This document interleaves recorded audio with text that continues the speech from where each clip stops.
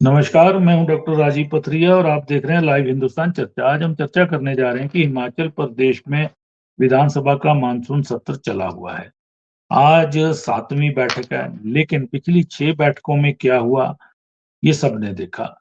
विपक्ष जहां पे तेवरों के साथ हमलावर होने की विपक्ष ने भाजपा ने कोशिश की, वहीं मुद्दों को सूचीबद्ध तरीके से सत्ता पक्ष के खिलाफ वो प्रयोग नहीं कर पाए।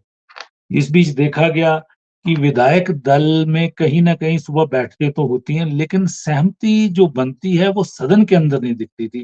रोज़ सुबह सत्र से पहले बैठकें करते हैं भाजपा विधायक दल और सदन के अंदर वो चीज़ नहीं दिखती है। और अब क प्रदेश भर में चर्चा हो रही है कि क्या भाजपा अपने विपक्ष की भूमिका को भूल चुकी है? क्योंकि हिमाचल में भी भाजपा बार-बार सत्ता में आती है एक टर्न्योर छोड़कर।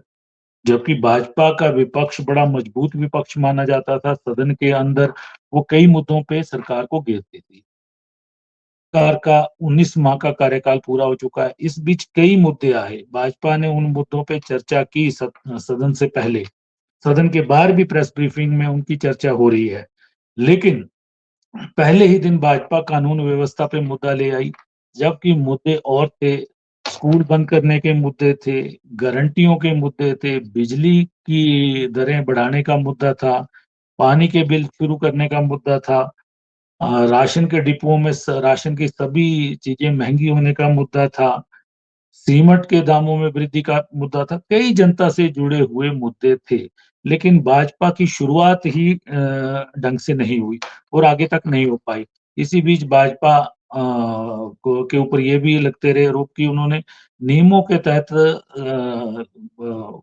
इजाज़त नहीं माँगी स्पीकर से। तनाव भी हुआ, स्पीकर महोदय के खिलाफ भाजपा आनन-फानन में बिना तैयारी के अविश्वास प्रस्ताव ले आई और अगले ही दिन उसको स्पीकर साहब ने रद्द कर दिया, क्योंकि नियमानुसार 14 दिन का नोटिस इसके लिए देना होता है, जिसकी शायद भाजपा विधायक दल को जानकारी नहीं थी, या फिर उन्होंने सिर्फ एक आपसी संबंध लास्ट के पक्ष और विपक्ष के ठीक करने के लिए और सदन को चलाने के लिए ज़रूरी समझा। इसी बीच बहुत ज़रूरी प्रश्न, कोई 936 प्रश्न लगे हुए हैं सत्र में। 640 तो तारांकित प्रश्न हैं जिनके उत्तर दिए जाने हैं। 5 दिन के सत्र में प्रश्नों काल में भाजपा के विधायकों का ने कोई भाग नहीं लिया। सिर्फ एक विधायक अनिल शर्मा जी ने अपना स्मार्ट सिटी सिटी से संबंधित प्रश्न पूछा। हालाँकि वॉकआउट की घोषणा नेता प्रतिपक्ष द्वारा कर दी गई और वो सदन से सारे विधायक चले गए, वो अपना प्रश्न पूछते रहे। अलग-अलग रूप देखने को मिल रहे हैं। आज हम इसी विषय पे चर्चा करने जा रहे हैं कि क्या विपक्ष की भूमिका भूल चुकी है भाजपा? तो हमारे साथ चर्चा में भाग ले रहे हैं संदीप सांख्यान जी हैं, कांग्रेस पार्टी के प्रदेश के वरिष्ठ प्रवक्ता हैं। कंवर प्यार सिंह जी हैं, भाजपा के प्रदेश के वरिष्ठ प्रवक्ता हैं। चंद्रकेश आष्टा जी हैं, आम आदमी पार्टी के वरिष्ठ नेता हैं। तो सबसे पहले मैं कंवर प्यार जी के पास जाऊँगा। कंवर साहब, भाजपा का विपक्ष बड़ा मजबूत विपक्ष माना जाता था और मुद्दों की इस बार भी कोई कमी नहीं थी। लेकिन मुद्दों को चरणबद्ध तरीके से नहीं उठाया गया और चाहे वो ड्रोन की चर्चा हो, हास्य का पात्र बनी वो भी चर्चा कहीं न कहीं, ठीक है? चाहे स्पीकर साहब के खिलाफ अविश्वास प्रस्ताव की बात हो। इन मुद्दों ने कहीं न कहीं जनता के मुद्दों को गौण कर दिया और बाकी व्यक्तिगत मुद्दे वहाँ पे दिखे। सदन के अंदर भी कदम-ताल भाजपा विधायकों पे आपस में मिलते हुए नहीं दिखे हैं अब तक की जो बैठकें हुई। क्या कारण है इसमें कंवर साहब? मुझे लगता है डॉक्टर साहब विधानसभा चली है और जी। चर्चा का विषय आपने रखा है। केवल भारतीय जनता पार्टी ही इसके लिए दोषी है, ये भी ठीक नहीं है। ये ठीक है कि हम सभी सरकार को चुनते हैं, विधायकों को चुनते हैं, कोई सत्ता में आते हैं, कोई विपक्ष में जाते हैं। तो सत्तारूढ़ दल का ज़्यादा ज़िम्मेवारी बनती है कि विपक्ष की बातों पर ध्यान दे, विपक्ष के जो सवाल हैं या जो उनकी चिंताएँ हैं, उस पर सरकार कैसे रिवर्ट करती है, सरकार को चिंता करनी होती है। और माननीय विधानसभा अध्यक्ष को यह देखना होता है कि कौन-सा ठीक है, कौन-सा गलत है, उस पे आगे बढ़ना होता है। मगर जिस तरह से माननीय विधानसभा अध्यक्ष का व्यवहार रहा है, वह सम्माननीय है और उनका मैं ज़्यादा टिप्पणी करना नहीं चाहूँगा। पर जो भी उनकी बातें रही है, चाहे प विधानसभा के अंदर, विधानसभा के बाहर हैं, वो भी चिंतनीय है। ये ठीक है कि व्यापक हित में, प्रदेश के व्यापक हित में विधानसभा का सुचारू रूप से चलना बहुत आवश्यक है। और प्रदेश में भारतीय जनता पार्टी आदरणीय जयराम ठाकुर जी के नेतृत्व में महत्वपूर्ण मुद्दों को उठाने में कोई कमी नहीं रख रही है।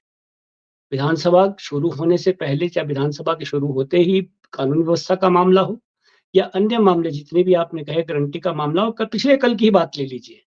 अगर कर्मचारियों के हित में, कर्मचारियों से संबंधित कोई अगर बहस के लिए प्रश्न उठाया गया तो सरकार को चाहिए और माननीय अध्यक्ष को भी चाहिए कि उस पर तुरंत चर्चा करें, क्योंकि कर्मचारी प्रदेश की विकास में महत्वपूर्ण भूमिका निभाने वाला वर्ग है। और अगर उनको कोई पिछले, मुझे नहीं लगता, मुझे भी याद नहीं है, 32-33 वर्ष सार्वजनिक जीवन में मुझे भी राजनीति क्षेत्र में को देखते हुए हो गए हैं। आपने देखा होगा पहली बार कर्मचारियों को उनकी तनख्वाह नहीं मिली है, पेंशनर्स को तनख्वाह नहीं मिली है। आप देखिएगा कि 2 तारीख को सभी बैंकों की ईएमआई लग जाती है। 700 और 800 रुपए से कम बैंक जुर्माना नहीं लगाते हैं। उसके लिए जिम्मेवार कौन है?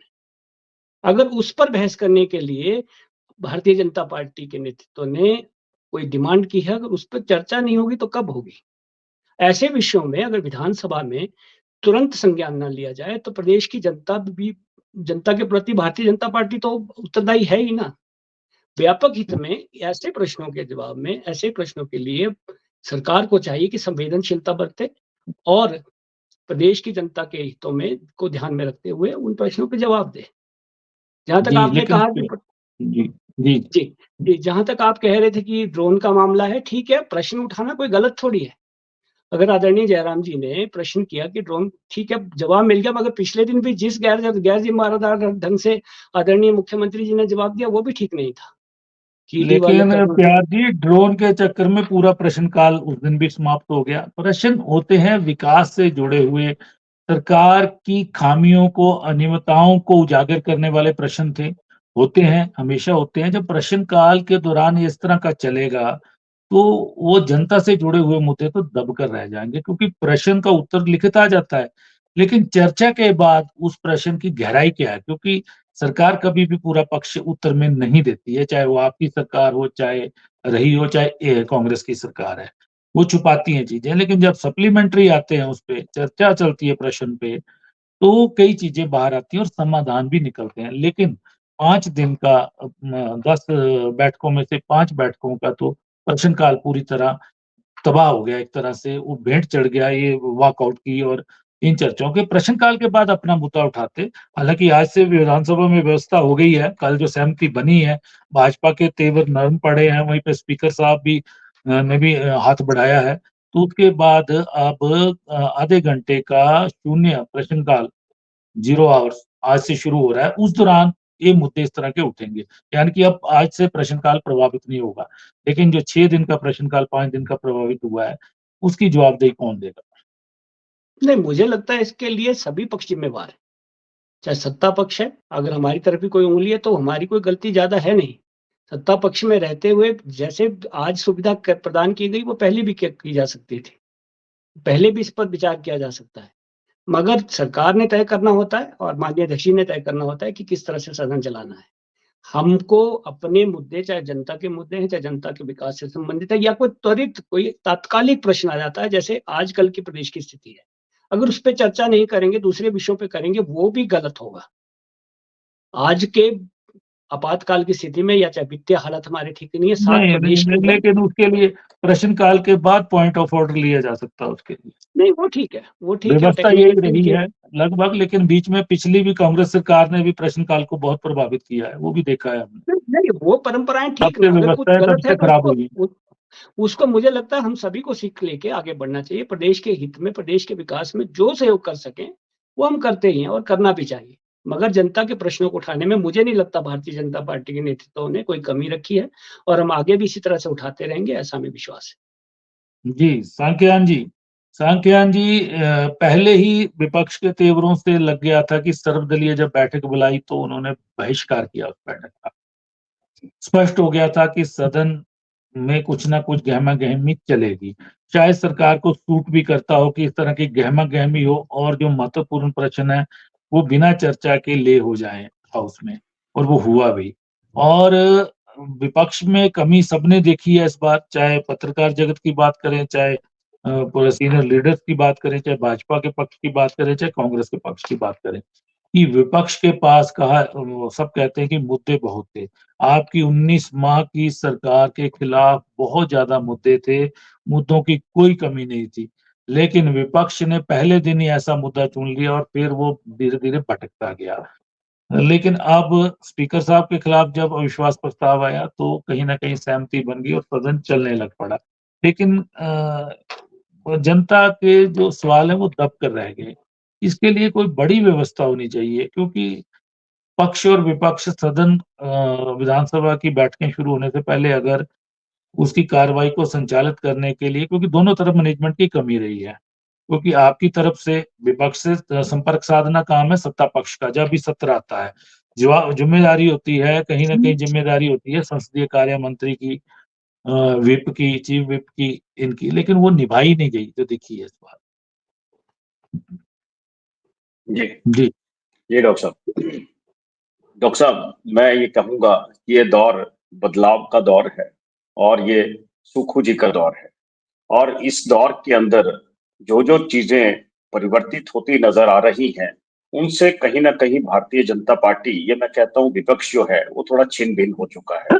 आप 19 माह का आपने नाम लिया, आपने 19 माह का ज़िक्र किया और 19 माह की सरकार के अंदर मैं ये समझता हूँ कि सरकार हमारी जिस दिन से बनी थी, तो उस दिन से ही जो विपक्ष की भूमिका रही, ये तो विधानसभा का मॉनसून सत्र है, लेकिन उस दिन से ही विपक्ष की भूमिका कोई सकारात्मक भूमिका नहीं रही।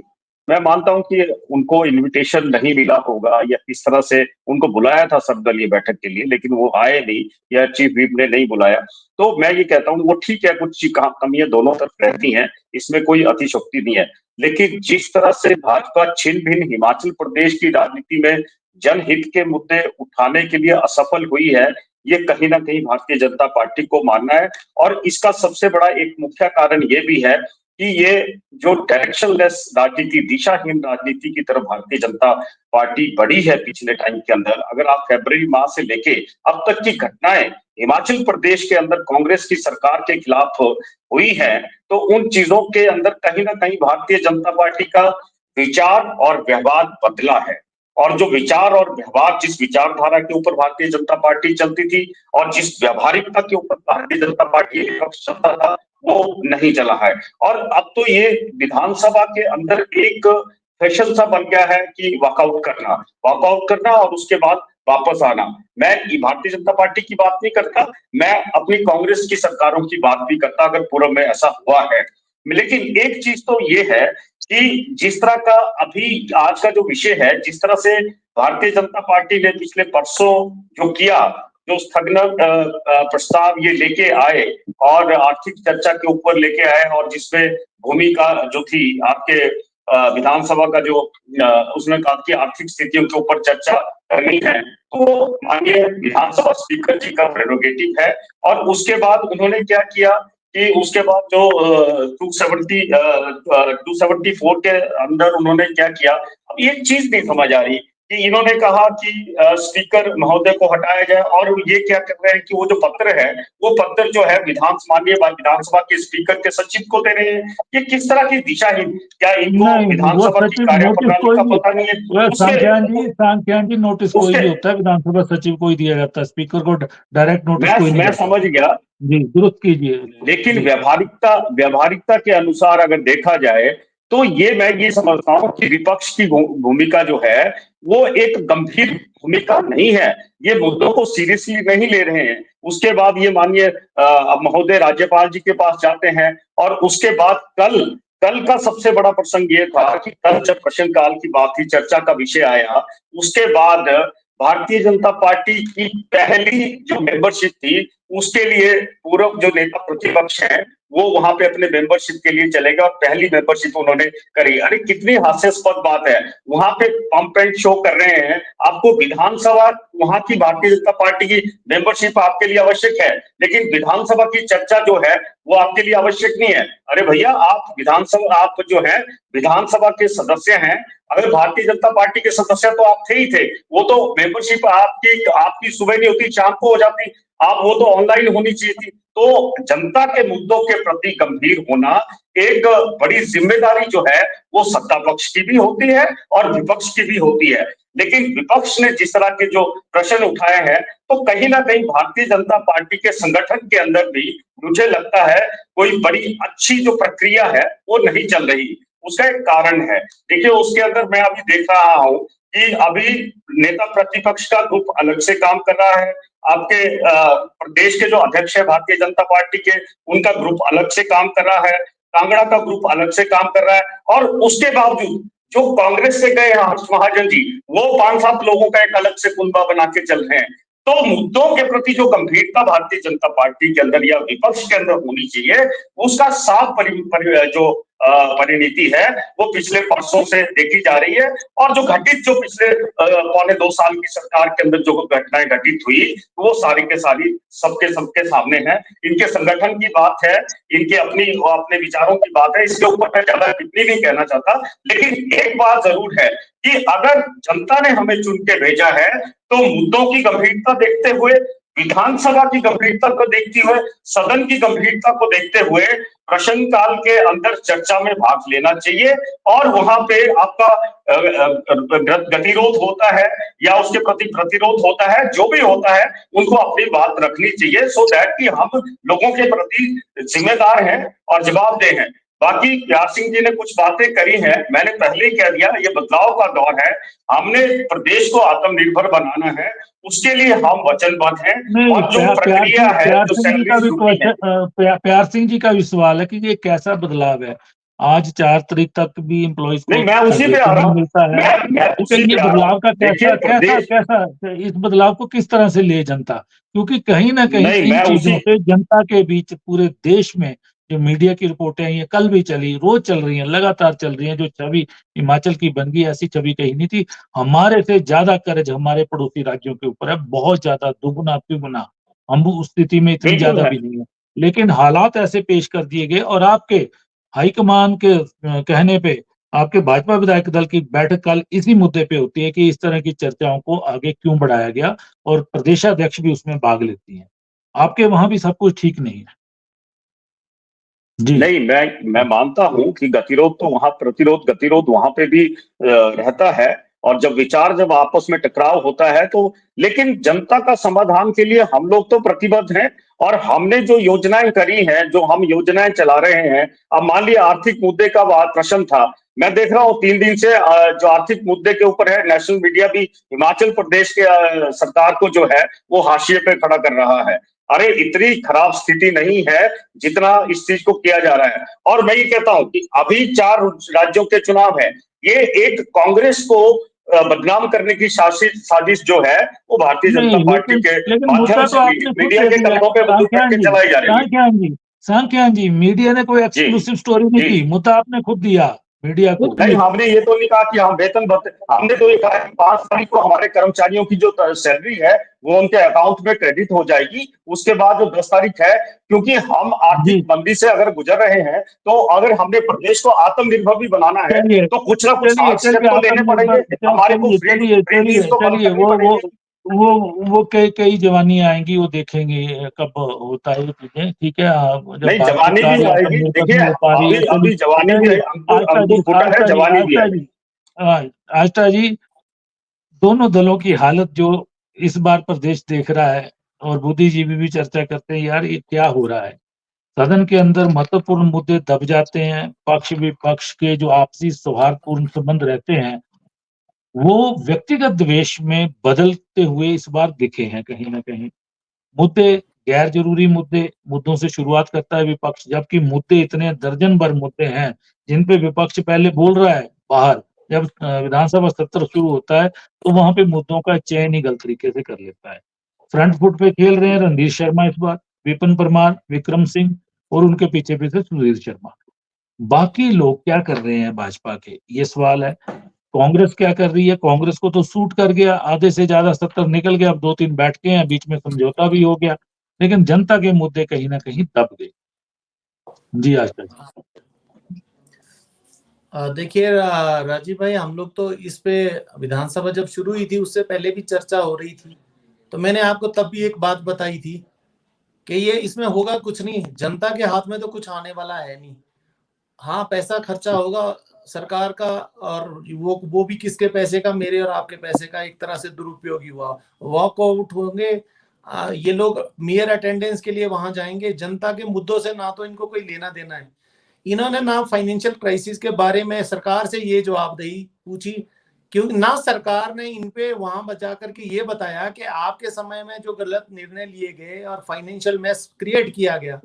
ना इन्होंने हिम केयर योजना के बारे में दर दर भटक रहे हैं जो पेशेंट, उनके क्यों बंद हुए हैं एम्पेनलमेंट में, जहां पे डॉक्टर्स अभी सेफ्टी का एक इशू बहुत बड़ा आया था, उसके बारे में कोई चर्चा नहीं होती। करप्शन के बारे में कोई चर्चा नहीं होती।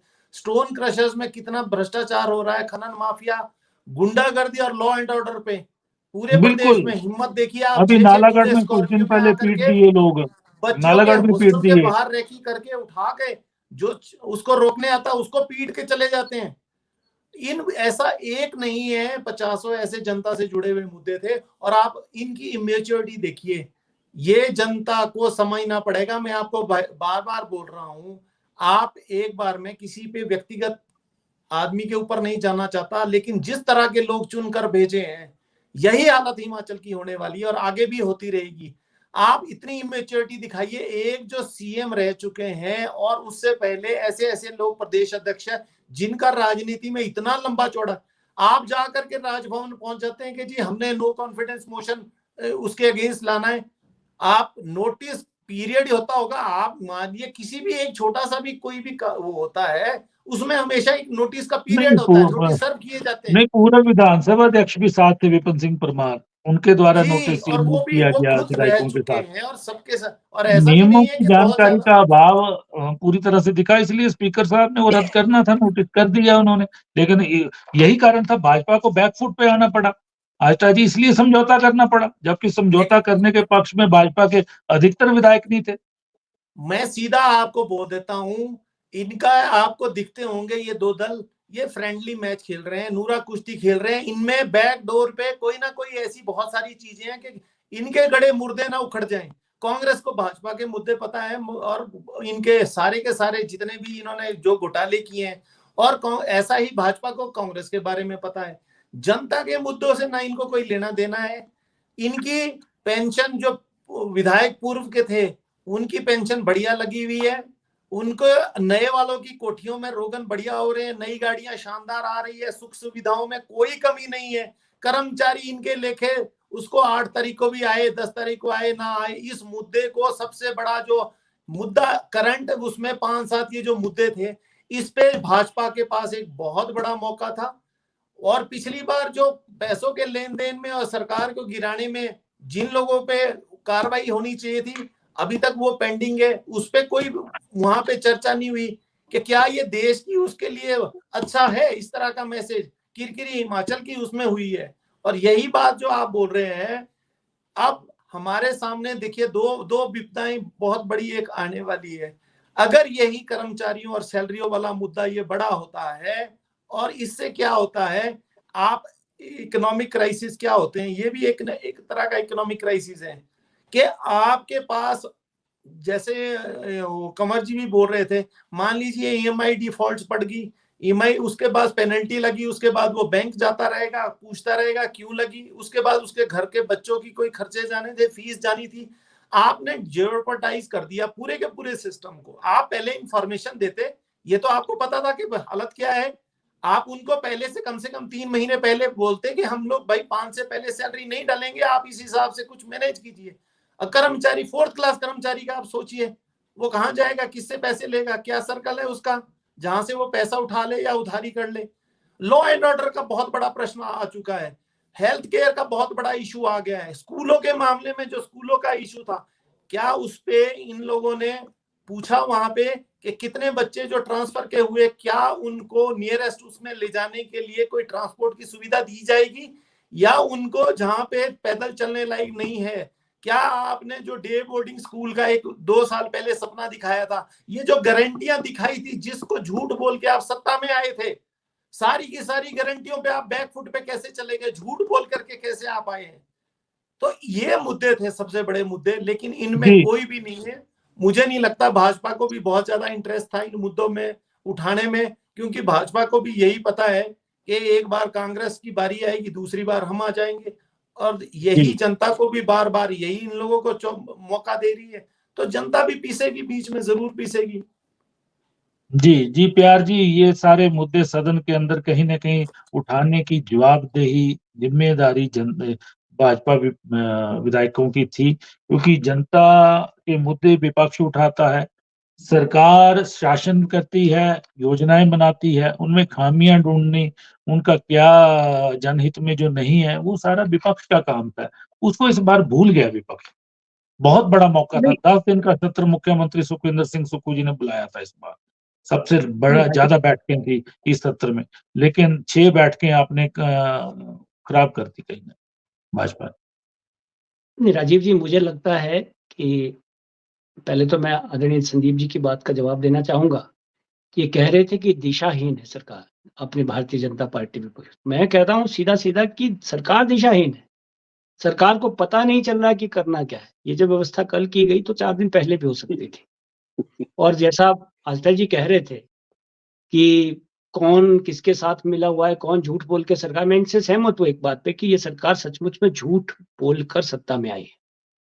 जी और सत्ता में आने के बाद जिस प्रकार से जनता के साथ धोखा करना इन्होंने शुरू किया, आज 21 महीने होने वाले हैं सरकार को। 21 महीने पूरे हो जाएंगे 3-4 दिन के बाद। 21 महीने के दौर में इन्होंने कितना जनता के साथ धोखा किया है, और आज किस परिस्थिति पे सरकार खड़ी है, इसके लिए जिम्मेवार केवल सरकार है, विपक्ष नहीं है। सरकार अगर अपने अंतर्विरोधों से अगर गिर रही थी या उनके विधायक छोड़ के गए, इसमें भारतीय जनता पार्टी का कहीं दोष है, मुझे नहीं लगता। और आज भी जो सरकार की स्थिति है, वो केवल और केवल दिशाहीन, जो जो इन्होंने बात दिशाहीन एक शब्द प्रयोग किया, वो इनके ऊपर फिट बैठता है। भारतीय जनता पार्टी विचार के साथ कभी समझौता नहीं करती। विचारधारा के लिए मरने मिटने वाले लोग भारतीय जनता पार्टी के लोग हैं। जो विचार अपना है वो साथ है। और भाई साहब कह रहे थे आस्था जी की ये मिले हुए कौन है, नहीं मोसेरे भाई नहीं कौन है, मिल, बताने की जरूरत नहीं।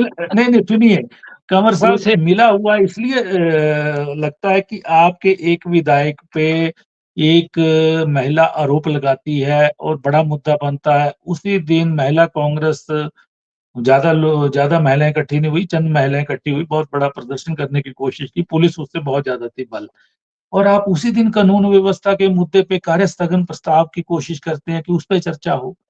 ये नहीं, कहाँ, मतलब कदम ताल क्यों नहीं मिल रहे हैं? डॉक्टर साहब अगर अगर वो वो भी चर्चा विषय, अलो हो जाती तो कहीं ना कहीं कटघरे में कौन गिरता? डॉक्टर साहब चर्चा होनी चाहिए थी। मतलब जब और अगर शुरुआत ही ऐसी रही, तो फिर एंड कैसा होगा? क्योंकि ये स्पीकर साहब का मुद्दा था, नियमों की जानकारी पूरी नहीं थी, मूव किया गया 274 का रेजुलेशन, 14 दिन की जानकारी नहीं थी, ठीक है, और सत्र समाप्ति की ओर चल रहा है अब, ठीक है, 9 तारीख को खत्म हो जाएगा। वो कहीं ना कहीं भाजपा बैकफुट पे थी, और कंप्रोमाइज करने के लिए वो एक मुद्दा था जिसने मजबूर कर दिया। तो इसलिए नहीं, भाजपा को विपक्ष की भूमिका से गुरेज जो कर रही है, भाजपा भाग रही है, वो जनता को पसंद नहीं आ रहा है। जी नहीं, मुझे नहीं लगता डॉक्टर साहब कि भाजपा कहीं भाग रही है। भाजपा तो प्रश्न उठा रही है, मगर सरकार का व्यवहार देखिए आप। परसों अगर माननीय अध्यक्ष जी मान लेते बात को, तो आज चर्चा हो रही होती या हो रही होगी।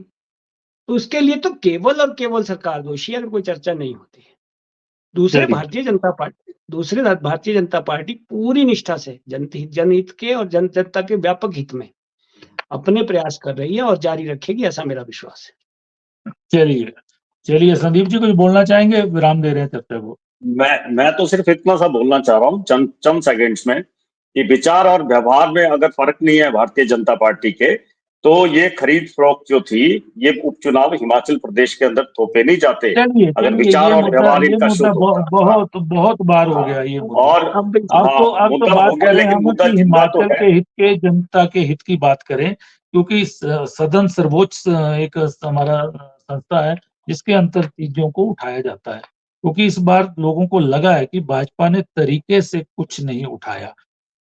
चलिए तो चर्चा को विराम देते हैं। तो आज हम चर्चा कर रहे थे कि विधानसभा के मानसून सत्र में कहीं ना कहीं भाजपा मुद्दे उठाने में पिछड़ती दिखी है, क्योंकि मुद्दे बहुत थे, लेकिन मुद्दों को चरणबद्ध तरीके से उठाया जाना भी ज़रूरी था। पहले दिन ऐसा मुद्दा उठता है, कहीं न कहीं वो भाजपा को भी लपेट सकता था, लेकिन वो मुद्दा उठ नहीं पाया। उसके बाद गतिरोध बना, स्पीकर साहब के खिलाफ अविश्वास प्रस्ताव आया, लेकिन 14 दिन के नोटिस पे वो आना चाहिए था, लेकिन 9 तारीख को समाप्त हो रहा था। शायद नियमों को पूरी तरह से पढ़ा नहीं भाजपा विधायक दल ने। वहीं ड्रोन से जासूसी का मुद्दा नेता प्रतिपक्ष ने उठाया, उसको लेके जो जवाब आया सरकार का, उसको लेके भी कहीं न कहीं भाजपा विधायक दल बैकफुट पे आया। और भी कई मुद्दे आए, महत्वपूर्ण प्रश्न छूट गए, क्योंकि प्रश्नकाल के दौरान भाजपा वॉकआउट करती रही और अब भाजपा को आखिरकार उसके तेवर नरम पड़े। स्पीकर साहब ने भी समझौता किया। अब सत्र चल रहा है, लेकिन जो आधे से ज़्यादा सत्र बीत गया, उसकी भरपाई कौन करेगा? क्योंकि सबने इस बार पाया कि भाजपा विपक्ष की भूमिका पूरी तरह से नहीं निभा पा रही है। तो आज हमने इसी विषय पे चर्चा की, आप सबने चर्चा में भाग लिया, मैं आप सबका धन्यवाद करता हूँ।